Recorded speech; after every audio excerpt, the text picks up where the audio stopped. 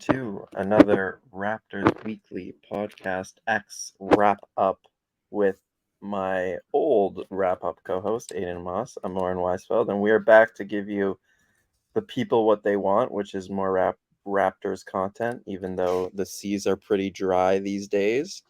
But yeah, we wanted to talk a little bit about the Raptors, a little about the NBA, a few news items with Jaylen Brown, Damian Lillard, and it's been a while, Aiden. How are you? What's new with your life? I'm well, nothing exciting. Tell me all about your ventures in Vegas. Yeah, as I've explained on a couple pods now, Vegas Oh, was not a crazy trip for me. No gambling was done, which is very disappointing, other than very a disappointing. few slot machines. It was my first time ever in a casino, and it was very overwhelming.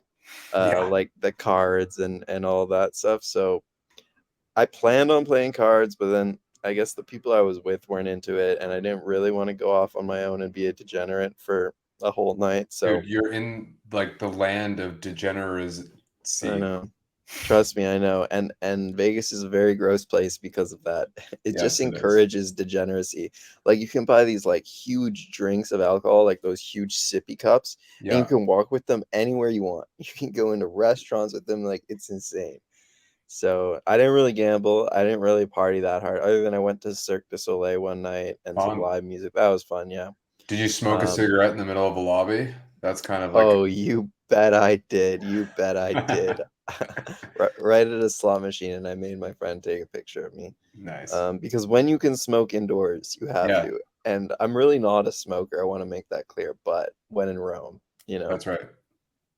So Vegas was a little disappointing in that regard. It just wasn't that type of trip. But the basketball was really fun. Just a huge schmooze fest, Did a little networking, mostly just talked to some people, and mostly just watched a lot of games courtside, which is a really cool experience because you get to see guys fighting for like NBA jobs, and it's kind of funny the amount of guys like trying to dunk on each other. Like if you did a study, like any other league compared to summer league, it's just like that. I feel like is where the like representation of guys fighting for jobs really comes out because oh my god, everyone is trying to dunk on each other. So yeah, it was really fun watching the games, and also went to WNBA also. That was fun. What did you think about summer league from your view at home?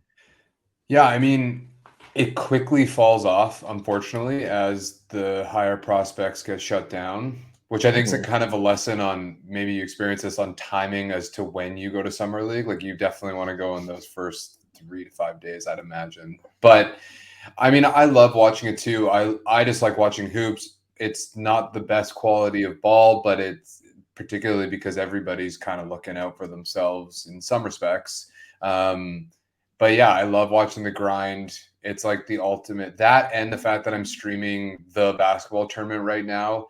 That and summer league are like two of the most nerdy ways you can enjoy hoops during the off season. Yeah. So watching Boheim's Army right yesterday with like Buick. Do you remember Bikes? Buyck. Anyway, Nerd Central. Love it. Love summer league. Yeah, I watched Steph Curry's documentary last night. That was what really just like got my hoops Yeah. thing. But also the FIBA World Cup, maybe we'll talk a bit about that. That's coming up. True. That'll True. satiate our desires. I think though, I was definitely jealous about missing like Scoot and Wemby, and going early for those reasons definitely makes sense. But I do think there's like something to be said about going towards the end of summer league, which I did, which is like yes, the hoops gets a little grosser as the main guys get shut down. But there's like something charming about that cuz like it's really the guys who are just like fighting for spots as it goes on. And even though the level of like top tier talent goes down as it goes on, the the like compete goes up if anything cuz like Mm. there's playoff spots to play for. And I also feel like teams get better as they go along just because they haven't had much time to be together. So, like the Raptors team, for example, definitely you could see their progression as the tournament went along. And like Grady, for example, took like 8, 10, 12 shots the first couple of games. And then he was like near the 20s in the field goal attempts the last few games because they were like, "Come on, get your shots up, Grady. We're doing this for you." Well, they gave the ball to Hogue, which is, the key to all the success. You a Hogue guy? You kind of look like Hogue. Do I? Yeah, a little I bit. I mean, I don't think he's necessarily an NBA guy, but that's like his environment to excel. Yeah, and Excel he did not really. That was the thing about the Raptors summer league team. It was like Grady and Marquise were really fun. Grady was pretty good, I think, throughout. Marquise had his moments, but like everyone else on that team just did not really pop. I It kind of was liked kind of RJ disappointing. Nembhard. Yeah, he was okay. Guy was okay, but like I think because Doughton and Koloko didn't play, That hurt. it really was just a tough team to watch, to be honest. Why Doubt not playing because of injury or because of contract stuff? No injury, they said. Yeah, it's too bad. No, I think it was. Him and Cloak. I mean, I think Doughton's actually too good or too experienced for summer league. Like I think last year he kind of Yeah. demonstrated to me that he's kind of in that weird uh, netherworld between the NBA and summer league, kind of like Flynn to some degree. But Koloko really could have benefited from being Hmm. a primary guy.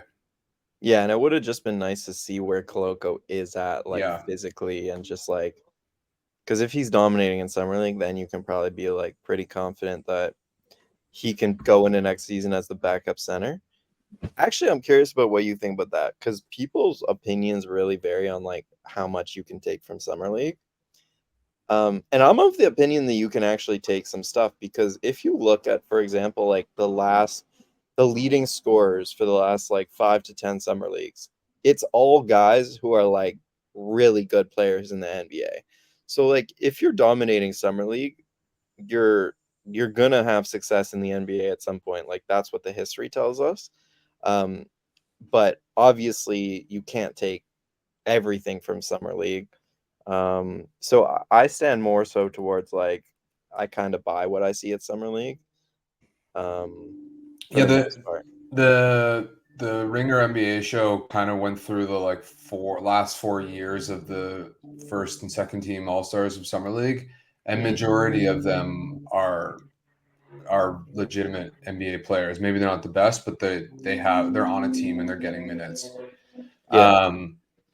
So yeah, I think you can kind of tell, right? Like there's some guys who are a little bit savvier, maybe a little bit older, and they kind of know how to get their buckets, but it doesn't necessarily mean that they're at like an NBA level.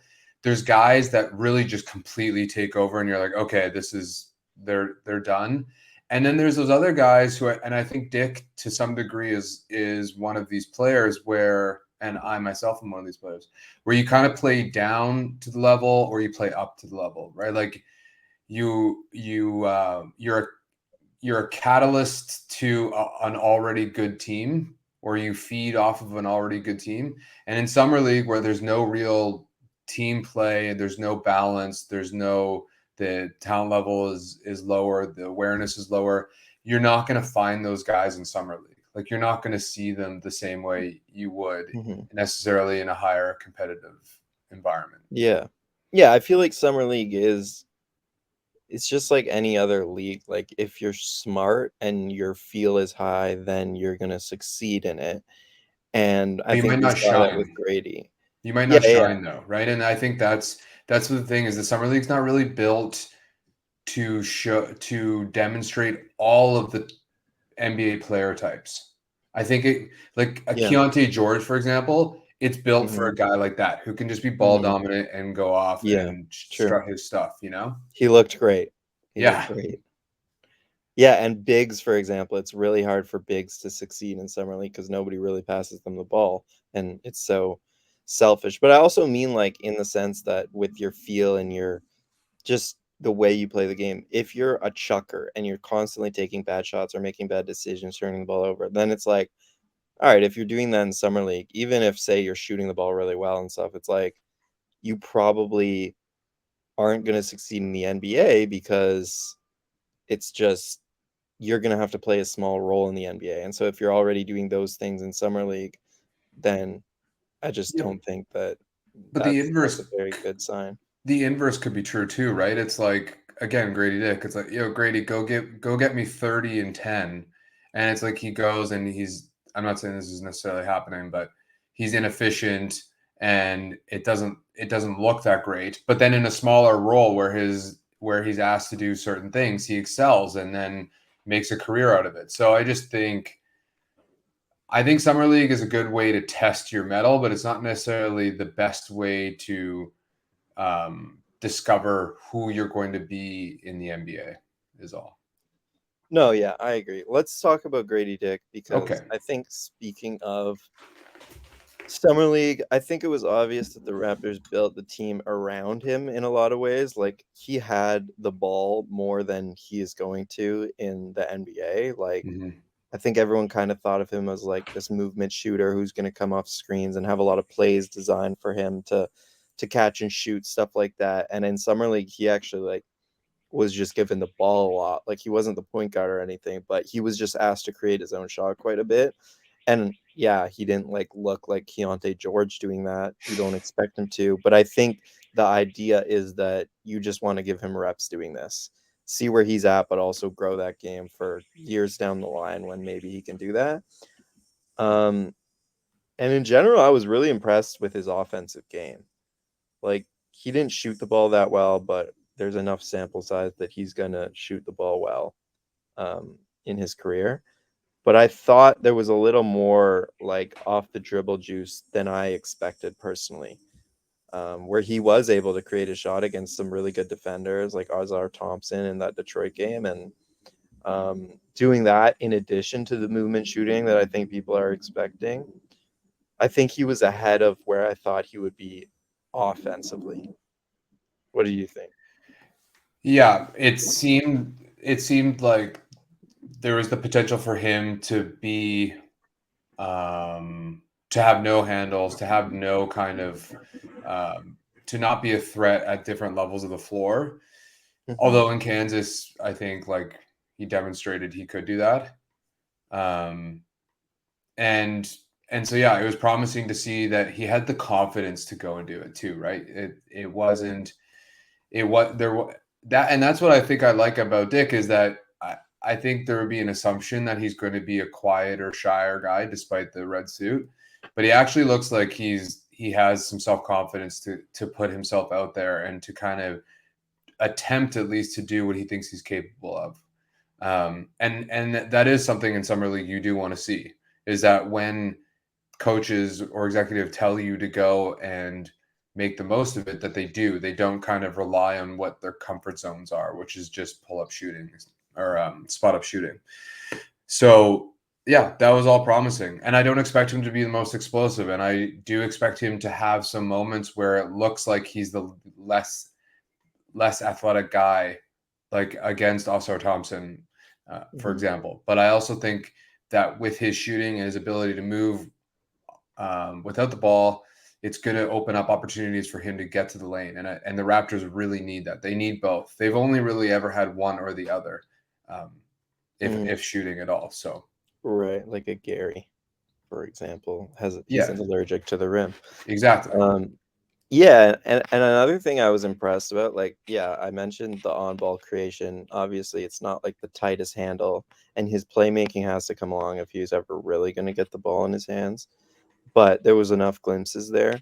The other thing was like I kind of expected him to have plays run for him or have the ball in his hands Right. to affect the game because he's not big, he's not athletic, but he really is just like a smart player who's in the right positions at the right time. He got a lot of offensive rebounds, some putbacks.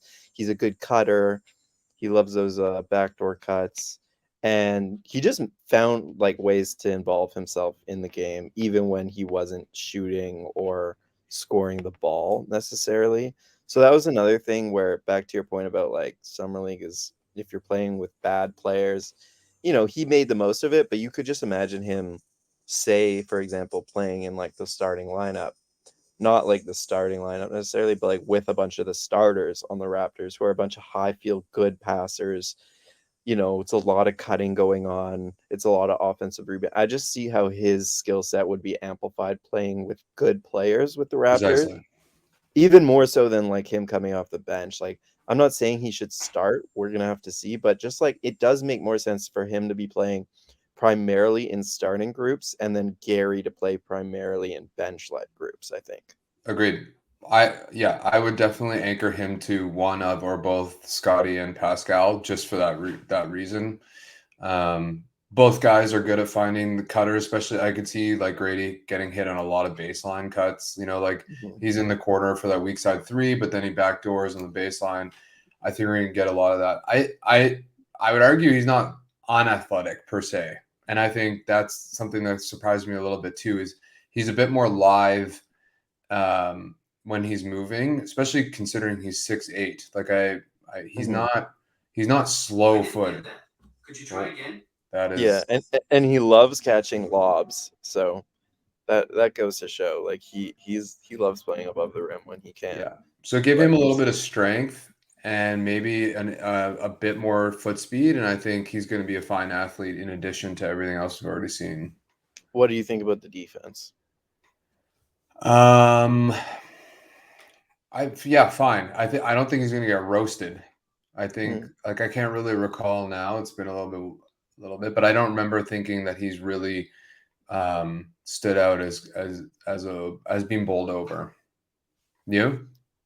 I was a little more disappointed, but he's also a 19-year-old who had one.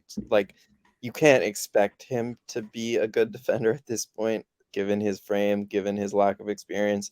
But I do think he's going to get picked on pretty bad in his rookie year in the For sure. NBA. I just think he's not that quick laterally, or at least like his closeout on footwork. Sorry, his footwork on closeouts is not that good, so he gets blown by all the time. If he ever gets posted up in a mismatch, it's pretty easy to take him into the post. So, yeah, I think it's going to be hard. That's another reason I would tether him to the starters, is just like give him a lot of big wings to play around him. That's why I like the pick in the first place, is like, okay, if the only downside of Grady is the defense might never come along, at least you have like 8, 6, 9 wings to like buffer him in. Like, the whole point of building out this wing based roster is that, not the whole point, but part of it is that you can protect the guards that you eventually maybe one day get to score the ball. So, yeah. Yeah, and I think by virtue of his size, length, like that's going to help him. I could see him becoming a really good team defender just by the way Yeah. he's so He's spatially smart. Yeah. aware on the offensive side. Like I think that could translate quite quickly to the defensive side. Mhm. And so yeah, you stick him. Yeah, he's gonna rebound at the very least, right? Like he's gonna do some stuff to contribute. He's not gonna be your one-on-one ISO guy. That's I think we knew Yeah. that going in. Yeah, and like I don't know, if I'm not saying like he's not gonna be a fine defender in his NBA career. I'm just saying like his first year, I do think it's gonna be a real work in progress. But yeah, speaking of the Raptors, is there anything else you want to say on Summer League, guys, or are you ready to move on to Pascal? I want to believe in Noel, but I don't. I don't think I'm in. I don't think I'm in on it. Me too, 100%. I want to believe so badly, but yeah, I'm more it's gonna hopeful be for so the. hard for him. Yeah, it already looked hard. Some of the shots and passes he made, it's just like I don't know, dude. I'm more stoked for Freeman Liberty, that's for sure. Yeah, You yeah. know what he shot from three on 5 attempts a game In Summer League or in the G League? in summer league? 46%. Exactly. Yeah. And the G League, he shot well too last year. He's like a Delano Benton, in my opinion, like a more refined Delano Benton who can shoot it a little bit, better cutter. I was gonna But say Delano Ben cannot shoot the three. he just does a lot of the things that Delano's like archetype was eventually supposed to get to. Right. So I feel like he's the replacement Delano in a lot of ways. He's a Yeah. big, skinny point guard, good in the open floor, good complementary player. I don't think he's going to be like an advantage creator himself. Like, you don't see him breaking guys down off the dribble a lot, but hey, I'm looking forward. I think Noel too. Marquise will be a good G League player, like right away. I just don't know if it'll ever translate to the NBA. Yeah. All right, Pascal Siakam and the Raptors. Ooh. So Talk about spicy pea. nice. So where we are right now is that We're nowhere. Siakam did not go to summer league because the team was had him in trading talks. That's kind of been reported at that point. Will Liu did a good solo pod outlining all the rumors he heard at summer league, so I would encourage people to check that out. And that was one of the things he said. And now it seems like there's not going to be an extension immediately, and he's also not getting traded immediately. But I I guess like I guess I'll ask you, like, what would you rather? Would you rather the Raptors extend him at this point, or are you in favor of them trading him? Because I think nobody wants to see him come back on an expiring deal and just like risk losing him, just like the Raptors lost Fred. So that I think is worst case. So I think either they have to trade him or sign him to this 4-year max extension. It's not a super max. Um, it's 30% of the cap. So what say you? First of all, I have to say, for the first time in at least, well, since the DeMar era, I'm at a loss for the Toronto Raptors direction. Like I both not do not know what Masai plans to do, and I don't know what I want them to do. Like I am just kind of stuck in mud, it feels like. Mhm.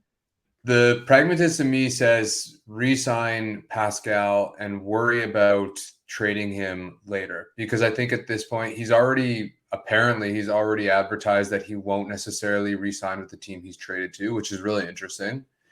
Um, and I don't blame him. I would want to have my own flexibility too. Um, so I think so. By nature of that, his value has deteriorated some, and I'm not willing to trade him for some of the packages I've heard from Atlanta, for example. Mhm. If we extend him, that means it's whatever amount of money until he's about 33, which is still his prime. And I think there will be a lot of teams that would be interested in acquiring a guy that would immediately be 1B with most teams, who's locked in for another 3 years. So to me, I think they should get him re-signed immediately. I guess they can't trade him for the first year if they re-sign him. Is that right? Or does it I depend? don't know exactly. I don't know. I think they would be able to trade him by the deadline, but I'm not sure. So that might be an issue. Nonetheless, this team is not in full rebuild mode yet. So um, I wouldn't mind seeing what this team is capable of with I do think I don't they're obviously not as skilled as they were last year. I think we're potentially underestimating internal growth again, mostly because we were burned by it last year. But I think in the new system, new coach, a new hierarchy, right? With Freddie gone, the hierarchy really switches things up. We have Pascal at the top, Mhm. and then OG and Scotty really 1, 2, and Gary Mhm. maybe 2, 3. I don't know.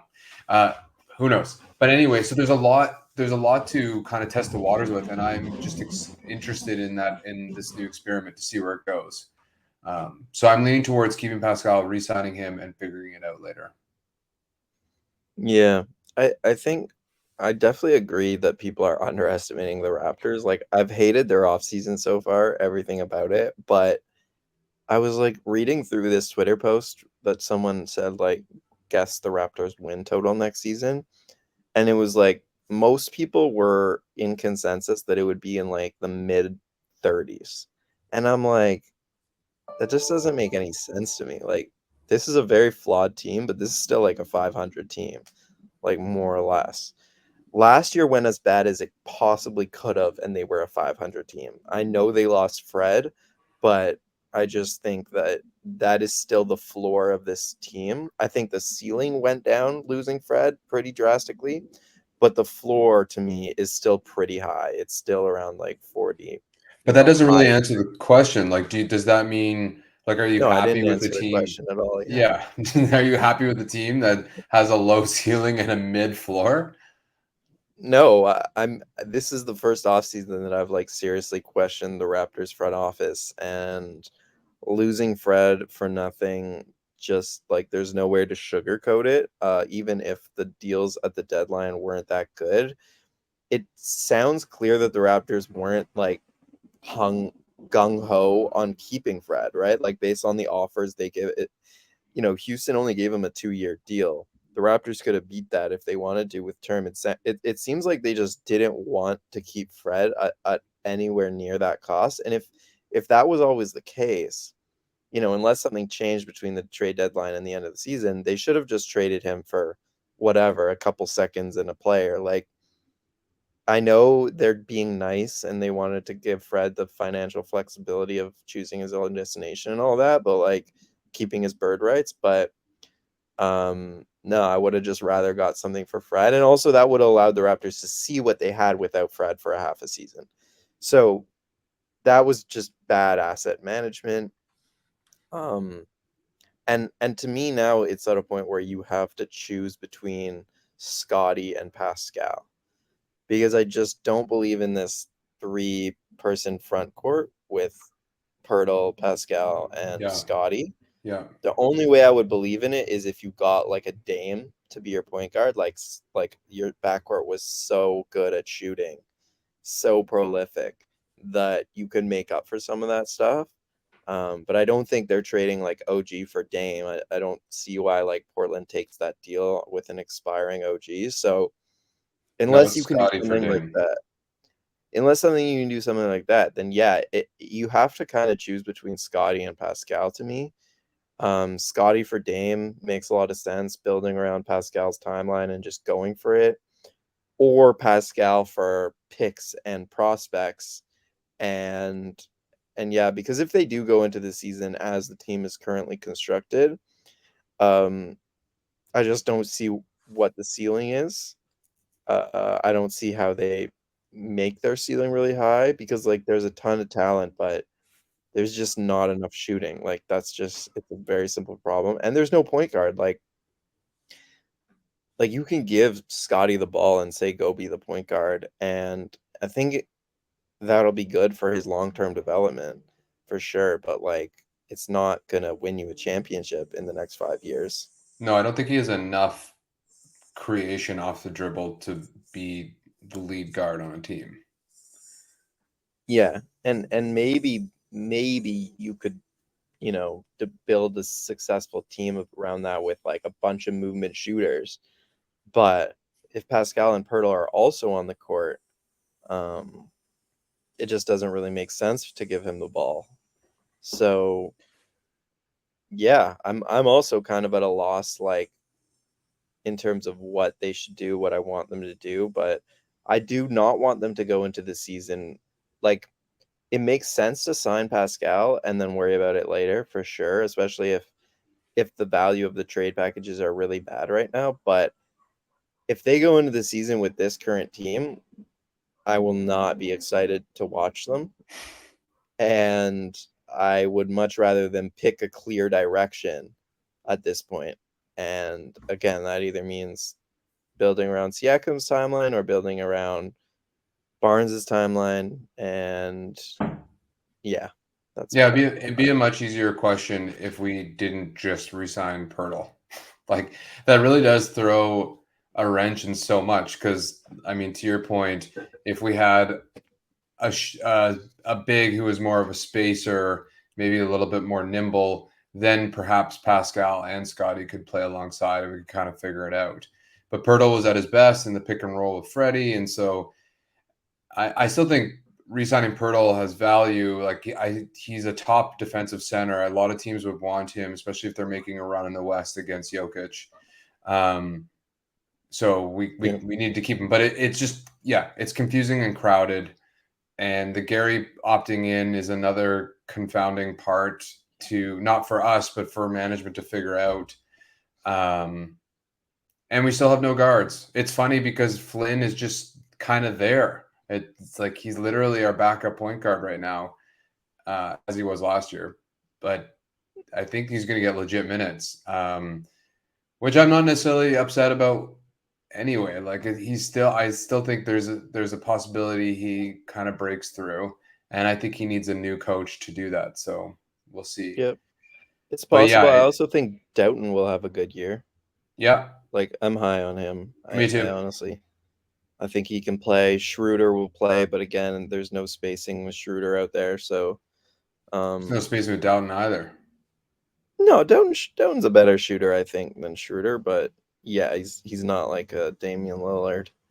Um, but what was I gonna say? It's all very confusing. And Oh, I wanted to talk about Pirtle. Sorry. yeah, go ahead. I think I am more okay with the whole Pirtle situation than a lot of people are. Like, it'll obviously depend on where that pick falls next year and what kind of player is drafted in that area that the Raptors gave up their pick for him. But look, they gave it a year and a half to see what it was like without a center, playing Pascal and Barnes in a mishmash of centers there, and it just didn't work defensively. Like, you do that to build up enough of a database to be like, okay, this doesn't work. And then they got Pirtle, and he solved a lot of their defensive problems. Now, of course, you can say, well, they should have got a stretch big. How many stretch bigs in the world can do what the Raptors needed as a rim protector and legitimately stretch the floor? There's like five. Yeah. It's like Jokic. It's like Miles Turner. Even There's guys like like not a lot. even guys like Jaren Jackson Jr. have a big beside them. Mobley has Jared Allen beside them. Like, Yeah. And that's why I'm like, okay, they solved their like defensive problems with Pirtle, and that's kind of just what they had to do. And yeah, like now obviously there's an offensive just packed paint right now, but if the alternative was just never getting Pirtle and running this back basically with no center once again for what would be like the third season, to me that's a worse outcome than paying one pick to solve your defensive issues, because I would just watch the same thing again and again, and we know it doesn't work. Um, and so I think it that's where I'm also at with Pirtle, I think it because also they do have to rearrange the team, but they have their center in place. I'm just saying that I mean I guess he fits both timelines, but he's really a Pascal timeline. So I'm just saying that it complicates things when if you're wanting to build around Scotty, now you have two guys that are in their prime, like leading into the latter part of their prime. Yeah. But I agree with you, and I was a big proponent of the centerless experiment, but I also think it wore down Pascal and Scotty and Precious and OG. Like Hmm. I think it took its toll over the course of time, as did Nick And Nurse's they didn't style like of it. defense. No, Yeah.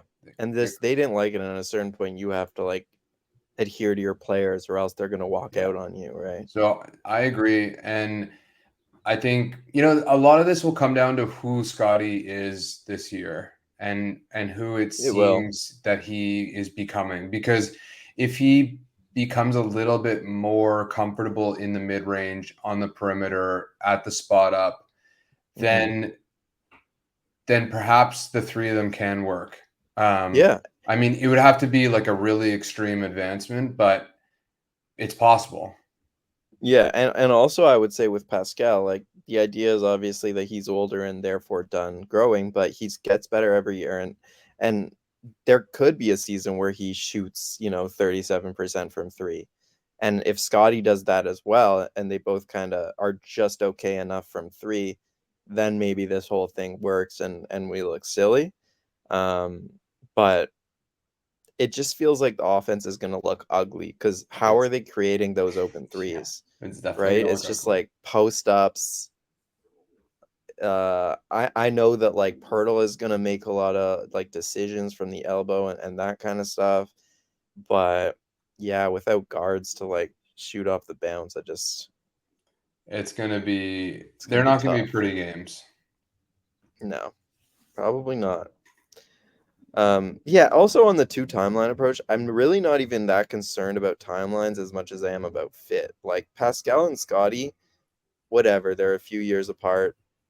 It's not perfect, but to me, that stuff, you're never going to have a team with a bunch of guys on the same age. But like, it's more so just the fact that they don't fit that well together with a center there who can protect the rim. And again, the Well, Raptors couldn't get a center who didn't protect the rim or who protect the rim and space the floor. So that's why I'm like the fit isn't good. Yeah, but it's also fit and money, because and for that matter, contentment on the team. Like if OG feels like he's still getting squeezed out, or Precious isn't growing the way he wants to, because we've kind of bought into Pirtle and Pascal, then it's poor management as well. So Yeah, no, I agree, and that's why I've kind of landed like I think they should trade Pascal if they can get a good enough deal. If they can get AJ Griffin back in the Hawks deal, a couple picks, and another prospect, then I'm kind of at the point where I'm ready to do that. Even though Pascal's like my favorite player, I just think I was pretty stoked on the DeJounte Murray package. I thought he would, like, he's still pretty young. That contract he just signed is nice. Like, I think he would have been a perfect kind of guard for this team. well, he can be traded at the deadline, but I also think he's not a shooter, and so I think you run into similar issues. Yeah. Honestly, Yeah. he's not my favorite. He's a good placeholder, a Fred like placeholder, but he is not my favorite like long-term point guard for this group. So who are you trading Pascal to then? I think the Pacers have an interesting package and the Magic, but yeah, I kind of think Atlanta could make a good deal around AJ Griffin, who I really like, and a couple picks, and none of their other Gotta be prospects more than really that, move dude. me. I know, but AJ like Griffin didn't Buffkin, even play last year. yeah, he didn't play too much, but he's good. Buffkin didn't really move me though. At Summer League, I watched him a couple times. I know I'm not gonna like draw too much from Summer League, and I know the Raptors apparently liked him in the draft, but he didn't move me. And then they have like who's their big forward that people like? Okongo. You know No, who? Jalen Johnson. Oh, Jalen Johnson. Yeah. He I like doesn't really move me. Okongu just overlaps with Precious too much, in my opinion. the Pacer package. If we could get Jarris Walker and Nemhard for Pascal. I don't like that package. I want Matherin if I'm going to the I think Pacers. I don't know. I don't know what I Matthew, think man. Nemhard, his ceiling is somewhat limited. Like, actually, he But would that's be a great guy to have in Toronto, but his ceiling to me, Matherin's ceiling is still higher. but Walker's ceiling is also very high. And I I think, guess, but he's another non-shooting big. yeah, that's true. But he's also young. Yeah, that's true. I also saw like an interesting package with a 3-team deal with New Orleans where DeJounte Murray would go to New Orleans in that deal, and then like Dyson Daniels and like Herb Jones would go to Toronto, something like that. Couple of In non-shooters. in Perfect. addition to like, yeah, that's the thing. If they don't get a good deal, I'm with you. Re-sign him, figure it out later, see how it looks, all that stuff. My ideal Raptors offseason is still if they could turn OG into Damian Lillard, like OG and a bunch of There's picks. no way. I don't think Portland's doing that. Portland's wanted OG for so long though, and I know it's because Dame wanted to play with him in part, but think about Portland's like they have Scoot and they have um Shaden Sharp. Wouldn't OG be the perfect three beside those two guys? Yeah. So, and there hasn't been a prospect mentioned or a young player mentioned in the Dame talks that is better than OG. But So he's also a contract year. that's the thing. They would have to have like a verbal agreement, like, Yeah. yeah, I'll resign with you guys.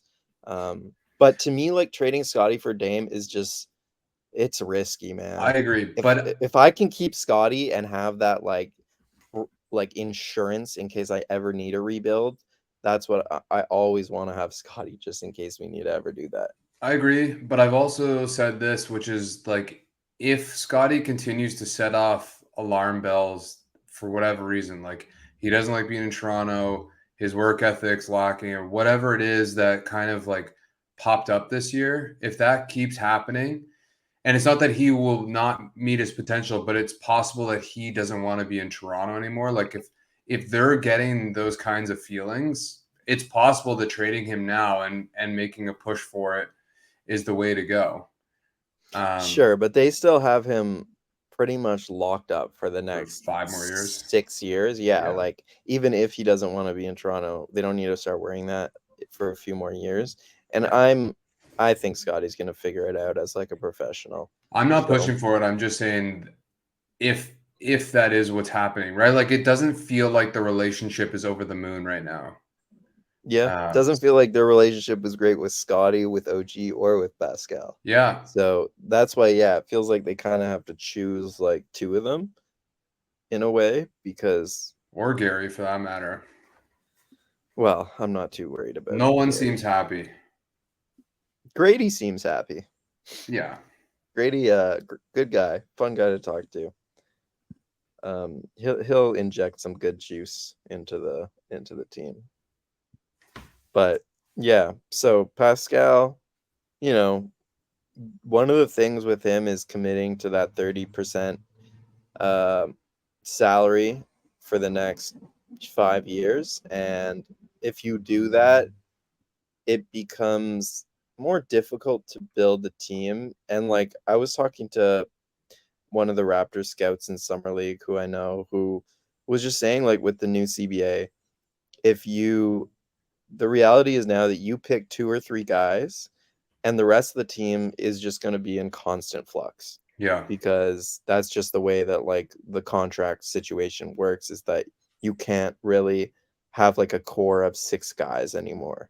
um And then so if a small contract plays well, they're gonna get paid somewhere yeah, else. So you have to let them go. Kind of like what we saw with Bruce Brown, but just at a more right. constant rate. Right. So that's like one thing the Raptors definitely have to think about with Pascal is are they willing to potentially have him be one of those 2 or 3 guys that they are committed to? And another team that did that recently is the Boston Celtics with Jaylen Brown, who the Celtics signed Brown to a 5-year supermax extension worth $304 million. It's the Whoosh. biggest extension in NBA history, or the biggest contract in NBA history, I should say. So good for Jaylen Brown. Honestly, good for the Celtics. I think they had to do it. I'm not too concerned. What say you?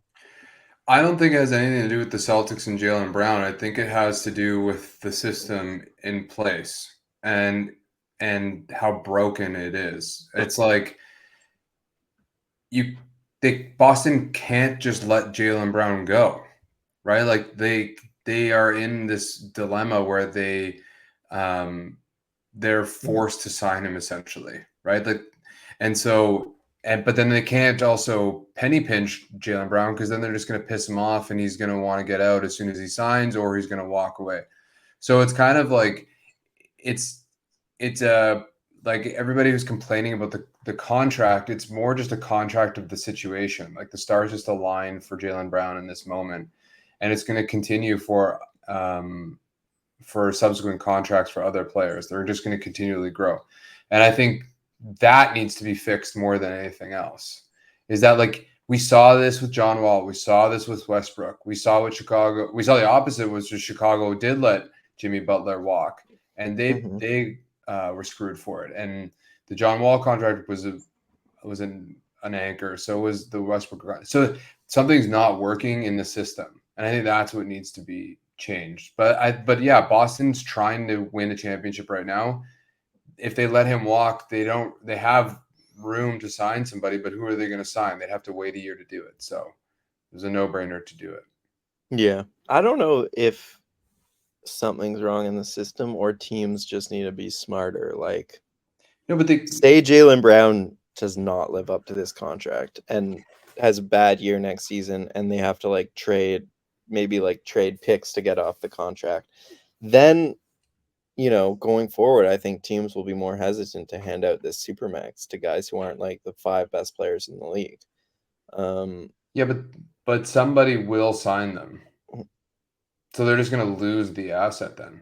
No, but like other teams, for example, couldn't give Jaylen Brown as much money Right. for years as the Celtics could. But So my there was point a is, world where this was negotiated and it wasn't all of the Supermax. But because I think Jaylen Brown has such a weird relationship with the Celtics, where he's kind of spoken about how he doesn't love the city so much and stuff like that, I feel like they were kind of compelled to just be like, all right, here's the whole thing. Whereas maybe other teams in that situation going well, forward maybe, don't do that. but the whole point of the ability to offer the supermaxes birds right is for markets who aren't necessarily attractive, right? And so like you're causing these franchises to basically handcuff themselves where they either keep their homegrown star or they lose them to a more attractive team and then have nothing else to replace him with, right? And I Yeah. think that's the problem, is that they were using the supermax as kind of like a shield for small markets, but instead it's actually backfired on them. Yeah. That's true. And we saw like it decimated the Wizards. The John Wall contract destroyed the Wizards essentially. I mean, so did their poor So did the player Beal management. But contract. yeah, I mean, and so Yeah. there needs to be something else to that. And I think I like some of the ideas of like being able to go over the cap, like the Warriors, for example. I like that they drafted everybody. Yeah. They should be able to pay them more than what the cap is because they earned that right to. Or that you can somehow get out of the contract or something else. Like there's got to be other tools. The supermax is too blunt of an object. No, but to that point, I was listening to a podcast and they were saying how more and more of these deals are unguaranteed recently in the NBA. Like Mm, even Fred's, for example, it has a team option on the third yeah, year. You look at like Zion's deal where there's a bunch of clauses related to play. Kyrie Irving has clauses related to play. yeah, I think that's the direction the NBA is going in. And it kind of does make sense, I think. Like you never want to get to where the NFL is, where guys are just kind of screwed out of deals. And God like no. 10% of their money is guaranteed. But I do think with games played at the very least, that is like a fair thing to like not guarantee. Unless you play a certain amount of games, then you get your full contract. So I do think that is where the league is going in terms of giving the teams some options rather than the players having like so much power in these big contracts. Um, but that's what I mean with negotiations. I think teams need to be smarter about what they are negotiating rather than just giving like the supermax to everyone. Yeah. I just don't like, obviously I'm all about the players getting paid. I could give a shit about the billionaires, but I Hmm. think my concern is that by by having to give Jaylen Brown, 303 million, they can't pay Grant Williams. They can't pay the other guys. And like you said, they're scrounging around for min contracts a little bit more. So I think it, and the new CBA as we're seeing it, I think all of it kind of distorts how money is spread across the league. Yeah, real quick, what did you think about the Celtics basically trading Marcus Smart for Kristaps Porzingis? I am out on the trade. Me too, man. I hate it. I hate it. I think they needed to change something up, no question. I think they thought the Kristaps Porzingis trade was kind of like an arbitrage, like they kind of like snuck him away, but then they paid him 20 mil a year for 3 years on top of it. Um, I don't like it. And now they have three kind of forward guys that are injury prone. Their Yeah. guard depth is shallower than it once was. I'm not a big fan That's of it. my problem is like they're like, okay, well, we had really good guard depth and we had really shaky front court. Well, now you just have you have Absolutely. a better front court. Still, they're all injury prone, and now you just have pretty bad guard depth, honestly, just considering how injured Brogdon is. Um, If I were them, I would have just done straight up for Tyus Jones and like gotten a pick and then maybe found another big some other way. Like I think they needed to change something up. Marcus Smart's maybe getting a little older, like maybe wanted a different role. Like bring in a strong point guard. They need a distributor. That's been the problem all along. They need a guy mhm. that, and Marcus Smart is great when he plays point guard, when he's passing the ball, just playing defense, like kind of being the fourth or fifth option. Tyus Jones would have been perfect for that. Um, Yeah, and getting Yeah. into Kristaps' business is scary for me. It is. And I think from Memphis's perspective, they paid a pretty hefty price with the 2 firsts and Tyus going in a separate deal. But I think Marcus Smart is the perfect guard to have beside Ja Morant, like Yeah, I long agree. term. Like he's not the greatest 3-point shooter, but he knocks them down. I honestly feel like Marcus knocks them down when they count. And just as a defender, as a connector, as a, you know, whatever you want to call it, a dog, like they couldn't have found a better backcourt guy. Yeah, I think I'm also worried about Memphis's depth. I think and I think they believe this about Memphis, but I'm not sure I believe it, is if Memphis were on the precipice of becoming a contender, a championship contender, I think Marcus Smart would be the perfect addition to push them over the top. Like he brings Yeah. all of those intangibles, but he's a big shot maker when he needs to be. He's a grizzly defender, whatever.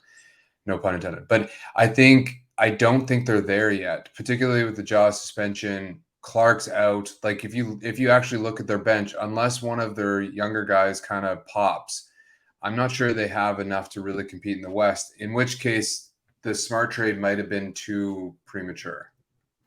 I get what you're saying, but I don't think so because Tyus Jones was never fitting beside Ja, and that's the main thing with the trade is that he was a great backup point guard, but he couldn't play together with Ja, Yeah, but now and you so have ultimately, Bane, Smart, and Jaw. That's I a think very that can small work. backcourt. I think that can work though, Okay. because Ja, I mean, because Marcus and Bane can both defend up a little bit, so I think that can work, especially just considering the scoring. And I think they're closer than people like think. Like they're clearly trying to get like a wing, like an OG. They offered 3 or 4 firsts for OG.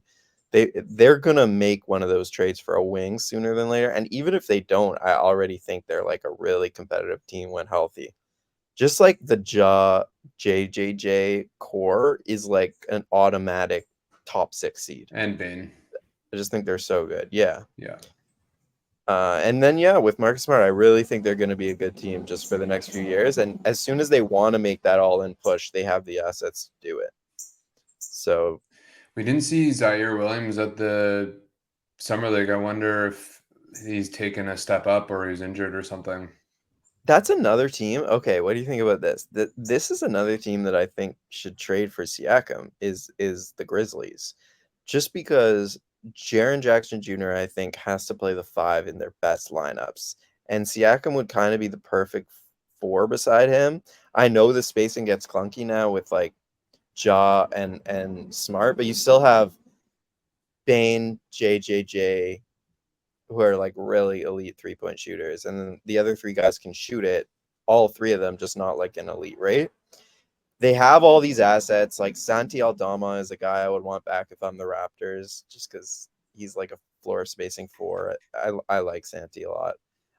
But they have like a ton of guys like David Roddy's. I don't. Like Dude, none of Pascal's a them are like top very 15 sexy. player. No, no, You're no. But telling me I'm getting hear me like out. You're getting a bunch of prospects, and they have all their picks and pick swaps going forward. well, do So they? Didn't they give away they some in do. the Smart trade? No, they gave 2 picks that weren't theirs in the Okay. smart trade. So now they Okay. just have all theirs. So I just think it's a team that hasn't been mentioned at all that I could see getting into it. I want a stud Yeah, prospect. that's fair. That's Like, fair. Santi I Aldama's not doing it for you. no, sorry. This Like Euro hate is crazy, man. Pascal deserves that much in a transaction. And I I agree. and I think probably negotiations are breaking down on how many draft picks come in addition to that. But there's got to be a stud who can play alongside Scotty in any deal. That's fair. That's fair. That's why I kind of like the AJ Griffin, maybe Dyson Daniels. Those, if you could get those 2 prospects in a deal, I would be happy. Before we get out of here, Damian Lillard. Keegan Murray for Siakam. That's another one I thought about. I would also, yeah, the Kings should get involved for sure.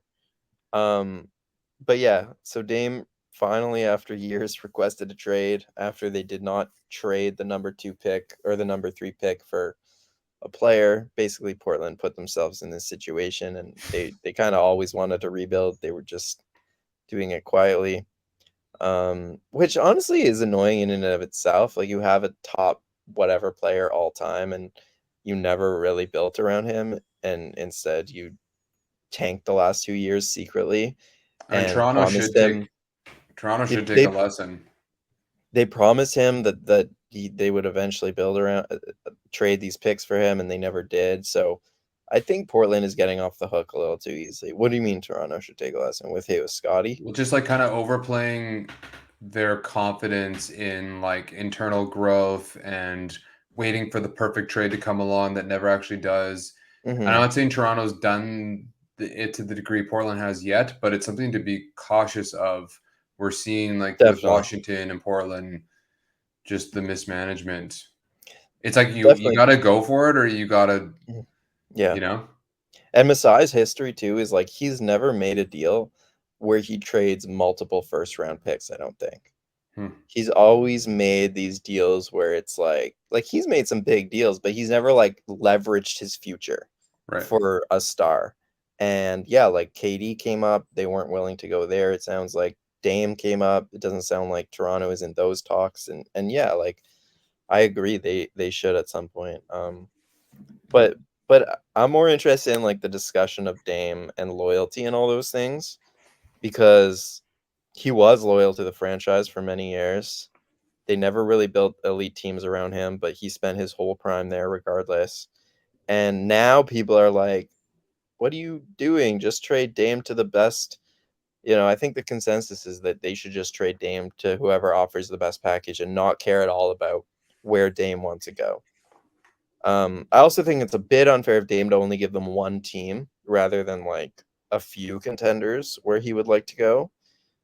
But yeah, where are you with like this whole loyalty thing and like what the Blazers should be doing? I think in Aiden's utopia, loyalty is like a, a highly honored value. But I think in this business, it just doesn't really make any sense. Like they've paid him so much money, and in that, one of their rights is to trade that contract. And I think they should do that, whatever value is presented to them.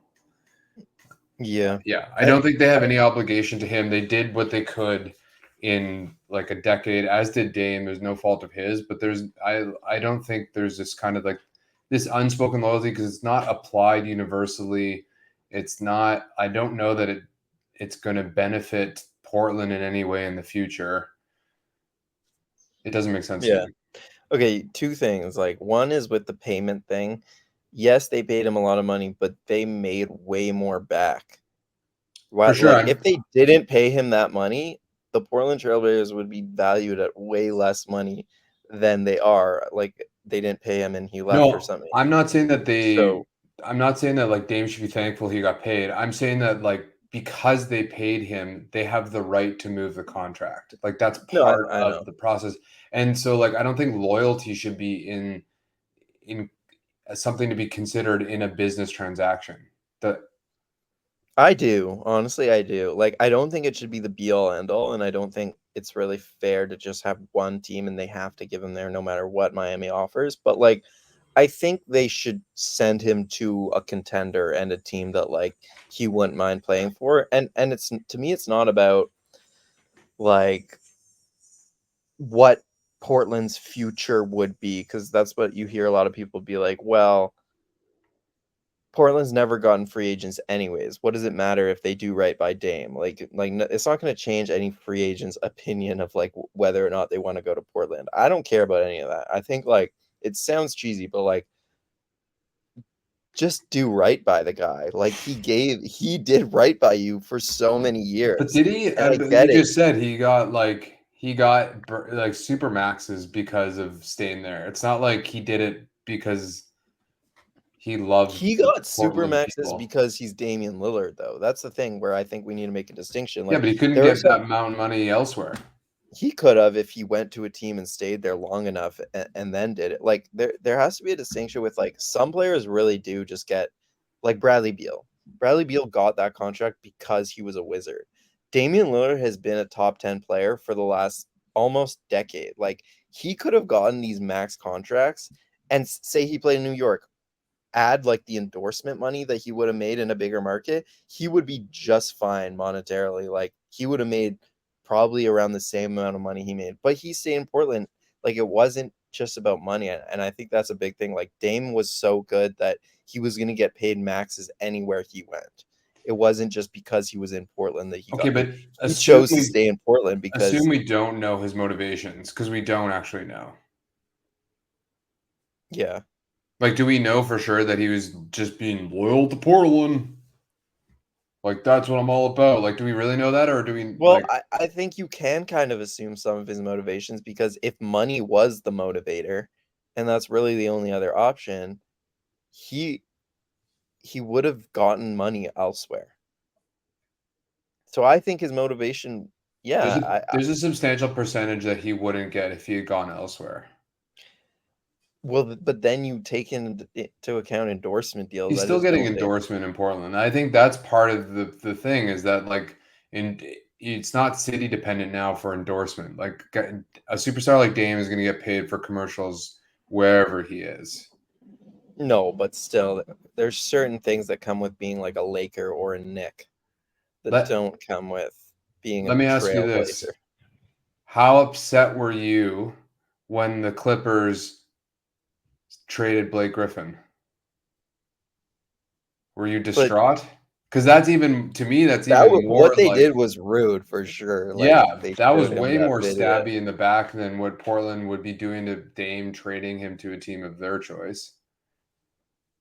But again, I think the difference is that Dame is better. Like, Dame No, but has had no, such an incredible. He's we're, won them playoff series. Like, he's so, made them tons of money. He's hit these memorable shots that like Portland fans will remember forever. And he stayed there throughout it all, despite like management building crappy teams around him. And I think that should be rewarded. That's just what I think. Like, it there aren't a lot of examples in the NBA of that actually happening. Blake Griffin's situation is just like different, I think, for a lot of reasons. And no, but it's the not main because one being that he we're talking wasn't as about good. loyalty, and loyalty is all about honesty and like transparency, and they, you But know, they. loyalty is also about, like, Chris Boucher is loyal to the Raptors, but he's Chris Boucher. He's not a I, superstar. I don't And think and it's I, not often that it's the superstars who are the ones that get to dictate their terms. Like, Dame, if he wanted, could have asked for this trade years ago, but Blake Griffin maybe not so much. Like, he didn't have as much power as Dame did, because just by nature of being who they are. So I feel like he had a lot of opportunities to get out if he wanted to, didn't take those opportunities, asked them to just build a good team. They didn't. And now that he does ask for a trade, it's like, do right by the guy. yeah, I don't. I mean, again, I'm all about the player, but I don't really see the logic. The logic is literally just, he was loyal to you for a while, even though he didn't have to be. You should be nice to him back. Not for some future, like, good good standing with players, not for any of that. Just like for like, that's like how human relationships work. Yeah, Look and at I me. just I'm such a moral, exactly. I such a think that beacon of moral I would superiority. love to Yeah. bring human like value into this, but I think that's the wrong way to approach it. But then we trade DeMar DeRozan. All right. Yeah, exactly. All right. Yeah. Anything else before we get out of here? No, I think we've exhausted ourselves. Yeah, that was fun. Um, like, comment, subscribe to the YouTube channel. Thank you, and the podcast. This is available as a podcast as well, under the Rapcast feed. And who knows when we'll be back? I will be hopefully in Vancouver tomorrow, if my flight does not get canceled this time around. Maybe I some don't. projections coming up. Yeah, we gotta put the over on the Raptors once more for Yeah. sure. I'm Oh putting God. that. I'm doing that. Yeah, we could do some of those betting videos for sure. But yeah, until then, keep it wholesome, fans. All right, bye.